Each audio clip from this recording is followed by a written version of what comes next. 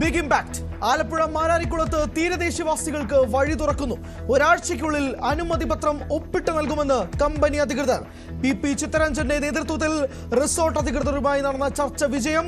3 മാസത്തിനുള്ളിൽ റോഡ് നിർമ്മിച്ചു നൽകുമെന്ന് MLA.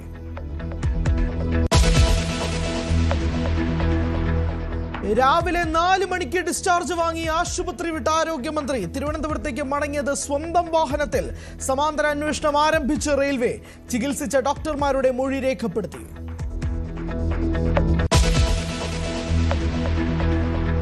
പാലക്കാട് പി സരിന്റെ പേര് നിർദ്ദേശിച്ച് CPM ജില്ലാ സെക്രട്ടേറിയറ്റ്. ആലത്തൂരിൽ വി കുന്നുകുട്ടനും നെന്മാറയിൽ കെ പ്രേമനും പരിഗണനയിൽ.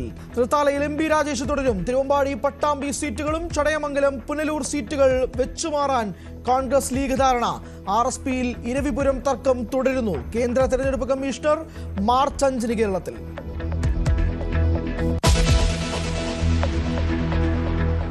ഡൽഹി മദ്യ അഴിമതിയിൽ അരവിന്ദ് കെജ്രിവാളും മനീഷ് സിസോദിയയ്ക്കും ആശ്വാസം. ഇരുവരെയും പ്രതിപട്ടികയിൽ നിന്ന് ഒഴിവാക്കി ഡൽഹി റോസ് അവന്യൂ കോടതി. തെളിവുകളില്ലാത്ത കേസിൽ പെടുത്തിയത് എന്തിനെന്ന് CBIയോട് കോടതി. വിധി കേട്ട് പൊട്ടിക്കരഞ്ഞ കെജ്രിവാൾ. 24 घंटे टीवी चैनलों के ऊपर डिबेट चलते थे, खबरें दिखाई जाती थी केजरीवाल भ्रष्ट है, केजरीवाल भ्रष्ट है.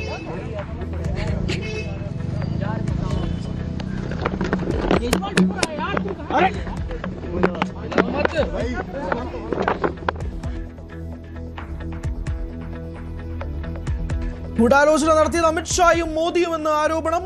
ഉത്തരവിനെതിരെ CBI ഹൈക്കോടതിയിലേക്ക്.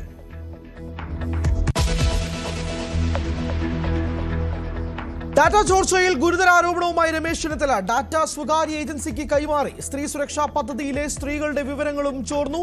മുഖ്യമന്ത്രിയുടെ OSD ഗുരുതര ഡാറ്റ പ്രൊട്ടക്ഷൻ ലംഘനം നടത്തിയെന്നും ചെന്നിത്തല.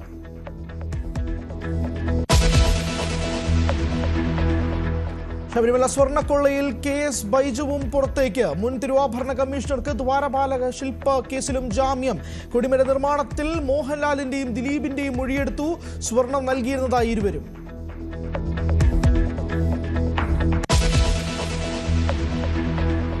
അഫ്ഗാനിസ്ഥാനുമായി തുറന്ന യുദ്ധം പ്രഖ്യാപിച്ച പാകിസ്ഥാൻ. നീക്കം കാബൂളിലും കാണ്ഡഹാറിലും വ്യോമാക്രമണം നടത്തിയതിന് പിന്നാലെ പാകിസ്ഥാന്റെ 55 സൈനികരെ വധിച്ചെന്ന് താലിബാൻ. യുദ്ധം അവസാനിപ്പിക്കാൻ ഇടപെട്ട സൗദിയും ഇറാനും.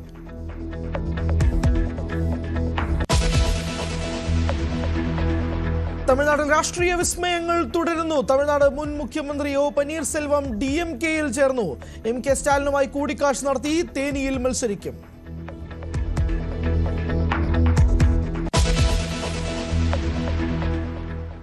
തെന്മലയിൽ വളർത്തുപോത്തിന്റെ ആക്രമണത്തിൽ പരിക്കേറ്റയാൾ മരിച്ചു. മെഡിക്കൽ കോളേജിൽ ചികിത്സയിലിരിക്കെ മരിച്ചത് അയ്യങ്കാളി നഗർ സ്വദേശി രാജൻ. പോത്തിന്റെ ഉടമയ്ക്കെതിരെ കേസ്. ആറളം ഫാമിൽ യുവാവിനെ കാട്ടാന ചവിട്ടിക്കൊന്നു.